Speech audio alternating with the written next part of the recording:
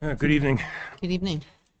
I submitted a FOIL request 2 weeks ago seeking the extent of the town's capital reserves. I have repeatedly been told that funds are lacking for a cat shelter, which of course I never believed to begin with. Apparently the reserves were large enough for the Democrats to propose a 20% tax cut. The response to my request was the information is not available or subject to FOIL. I resubmitted my request and got the same vapid response. The tax cut was passed without touching our capital reserves. I asked for a simple number, and it seems like I can't get the number. If no one can ascertain this information, then maybe we need different people trying to come forth with the information. I'm not asking for the entrance codes to the Pentagon. This is a simple number which should be readily available public information. The town obviously can't claim we don't have sufficient readily accessible funds to finally do the right thing and construct a cat shelter. Why is it that every other municipality has figured out how to help their constituents who pass away with cats or are forced to enter a facility? People that have lived in our town and pay taxes here may have nowhere to place their precious cats. They could very well end up on the streets or placed in a kill shelter elsewhere. In any case, this would be a tragic end for an innocent animal. To be honest, it is a very poor look when a very wealthy town such as North Hempstead has more than ample reserves and allows cats to suffer and die on the streets, being subject to horrendous weather such as we are now experiencing, and turned a blind eye to their suffering. We have programs such as planting trees, plants, which people get, I think, $300 for, or they used to, and rain barrels, which benefit only a very small percentage of constituents. How much money, I'd like to know, is spent on these programs?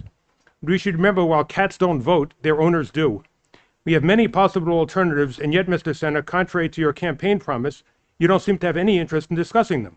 We could start by using some of the state companion grant money for the express purpose of setting up a facility for cats. It should be set aside just for that, or at least get a percentage of it. It is hard to imagine the town doesn't have a facility that could be converted into a shelter for cats. The Patricia Ledoux Sanctuary in Oyster Bay is a shining example of this. If we don't have such a facility, the town could purchase a house and retrofit it. It's not that difficult to do. That's what Ledoux is. It was a house. The town would still own the house. There are numerous ways to make progress to solve this problem, but the town is choosing to ignore the plight of these defenseless animals. Those of you who have pets envision unforeseen circumstances occurring and your pet living outside in this terrible weather. It's not a very pleasant thought, is it? Let us remember that many of the cats currently roaming our streets were once pets thrown out onto the street due to the death or incapacitation of their owners. My personal cats, which are very sweet, were all taken from the street.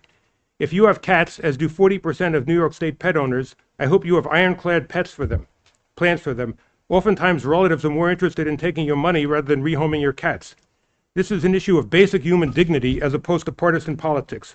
What little progress has been made, on this issue, has been made due to the Democrats on the board. This should not be a partisan issue. Everybody should be. Sorry, I'll be done in 30 seconds, less. If there are cat owners here, and I imagine there are, please realize that you don't want your beloved pets euthanized or thrust onto the streets. Mr. Sen, as the de facto leader of this town, I urge you now to do what you promised to do 3 years ago and come up with a solution to this problem, which was initiated 20 years ago by Cayman. Thank you.